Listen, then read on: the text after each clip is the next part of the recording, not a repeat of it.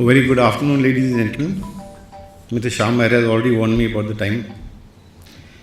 I would also like to first of all extend my very warm thanks to Mr. Harry Dahl and his group. They brought us out of the scorching heat of North India and brought us to the cooler climes of UK. We're very grateful to him. Now, I'm talking about the critical assets, that is gas and oil and pipeline security. That's the subject which has been given to me. And we start with the presentation now.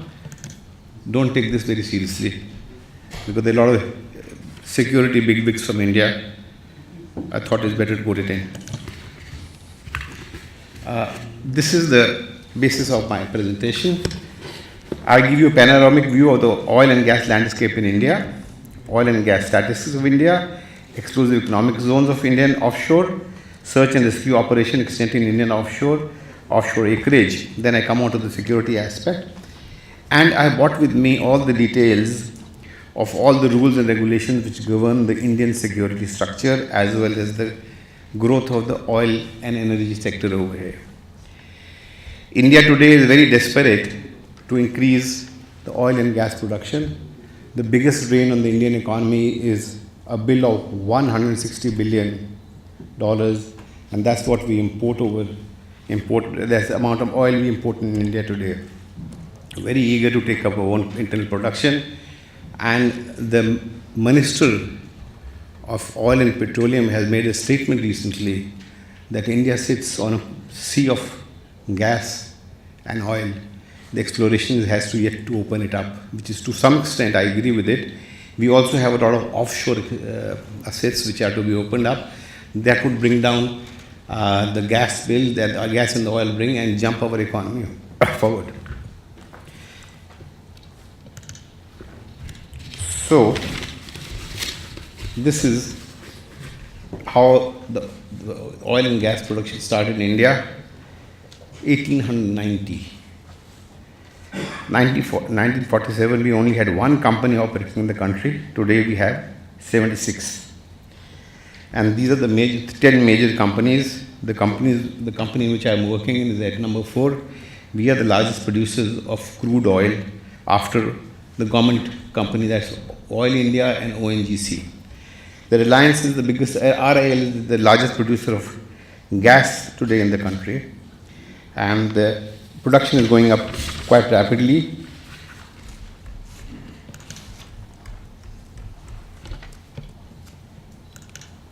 The reserves, you see the large amount of production and you see the much larger amount of imports.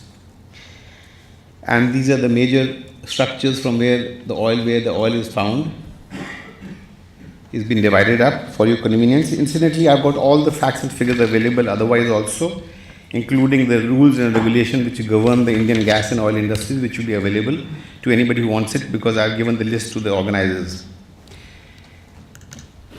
Now, this is the extent of exclusive economic zone where we carry out the offshore activities, and we have about 40 or 50 working wells over there already in place.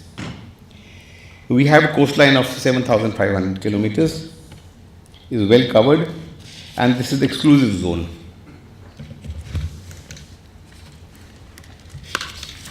This is the area where the Indian Navy and the Coast Guard can carry out the search and rescue operations. These are limitations, and this covers a large part of Southeast Asia also.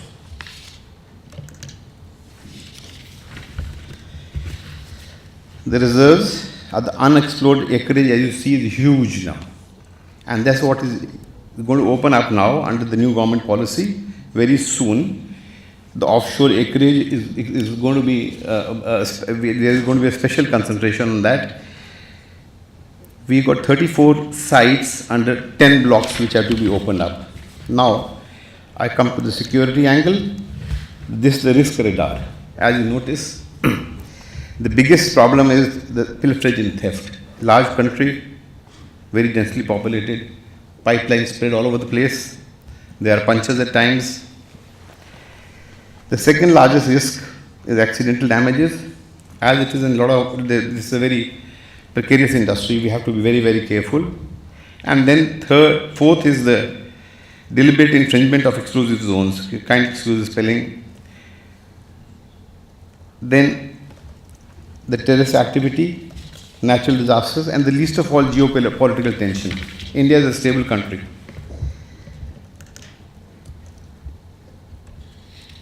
Besides that, just minor things like we haven't had major problem in this sector as yet. Now we come to the underwater resources. Now there are maritime security challenges, and this is where we require the expertise of the technical companies which are already operating in the West. This is the underwater pipeline. We can resolve all the physical and electronic measures onshore. Offshore is a different kettle of fish.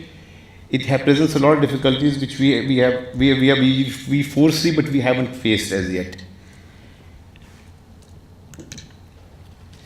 Any kind of explosion under the water is much more serious than what happens onshore.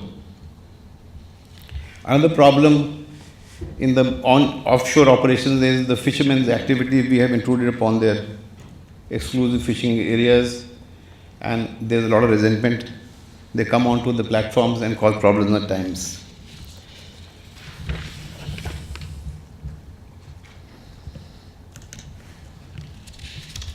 More of the same.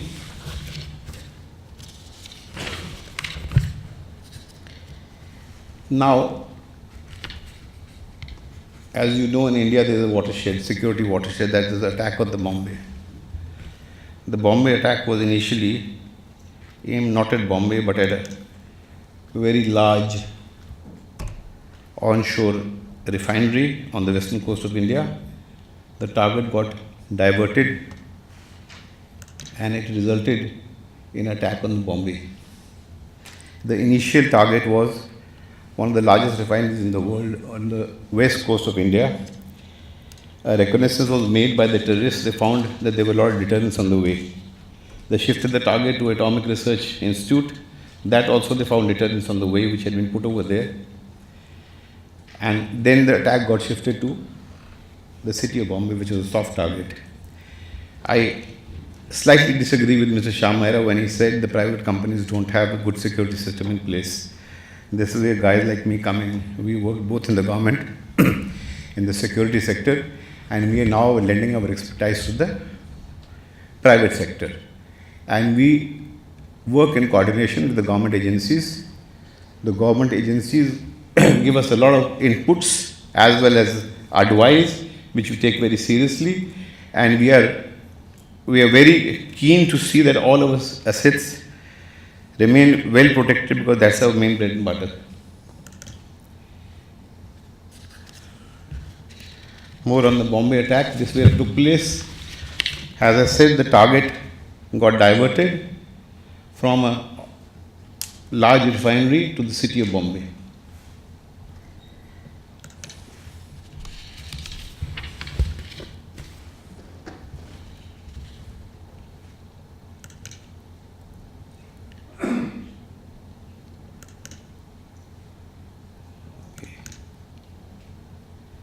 This was the original target, and that's how it got shifted down to the town.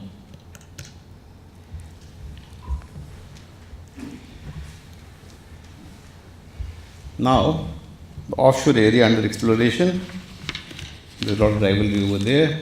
The other emerging powers. India has become a major economic power in the Southeast Asia, and I think the biggest power probably today in Asia is China.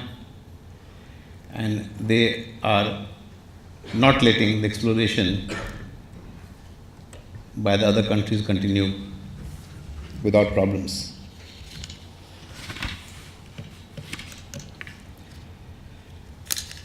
These are the pipeline structure. We protect the pipeline in many different ways. We were a 4-tier security over there. We have physical patrolling on foot, vehicles, aerial. Then we have the electronic devices like PIDSS, pipeline intrusion detection system, in place, and SCADA, which are protecting the pipelines. We have a problem of pilferage over there. Not in the gas sector, but in the finished petroleum sector, and that is being dealt with now adequately because we have put a lot of other electronic devices in the way. Also, this is where the business will come in.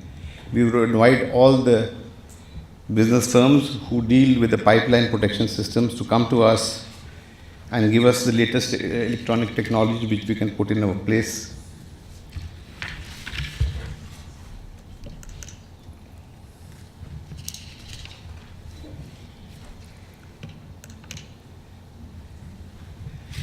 This is how we protect the pipeline, and we also have a lot of coordination. We have got an informal forum where we exchange views and exchange the best practices with the government petroleum firms as well as the private petroleum firms.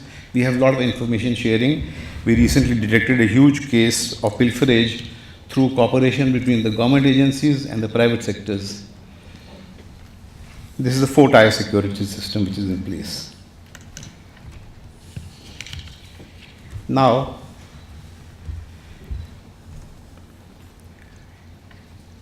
again, the same system which we are using just now, and the most important is intelligence sharing. We share a lot of intelligence with each other, and then we are able to get along well with each other also. We have a lot of cooperation with the government agencies, and we have a regular security meets both on the states as well as central basis, and there are advisory councils headed by the government who advise us on the latest physical security measures to be put in place. I'm going a little fast because Mr. Shyam Mehra has already snatched away 10 minutes of the time which I was supposed to give for the presentation.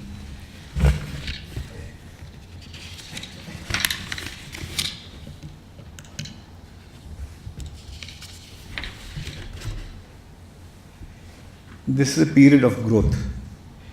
We can do a lot of business now that the whole exploration and the oil and the gas sector is opening up in India in a very big manner as indicated by the government of India, because they want as much exploration as possible and as much production of the oil in the country.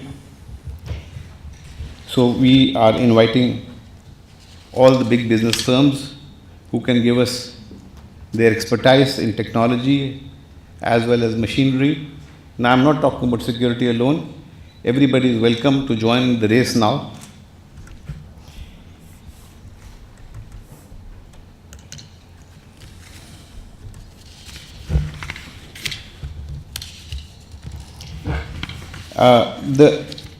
In 1994, India had opened its exploration to the foreign companies. There was a policy called NELP in place. That was a new exploration licensing policy which allowed the foreign firms to come in and do exploration over there. One of the first companies to come in was Cairn India in a big way, and we have done very well. Now, this has proved to be inadequate. We are opening up what is known as OALP, that is a more liberalized policy. That's open acreage, which has been proposed, which will be put in place very soon. Some facts and figures? Okay. Now, I have brought with me a guide through the maze of the Indian rules and regulations. All these are the ones which are required for anybody coming in, doing either exploration or setting up an oil company over there, or even selling imported technologies. List is available with the organizers. These are the maze of the acts which we have to go through before doing business in India. And I come to an end. If there are any questions, they can be framed, and all these acts are available with the organizers over here, and I am available for any kind of other advice which may be required. Thank you very much.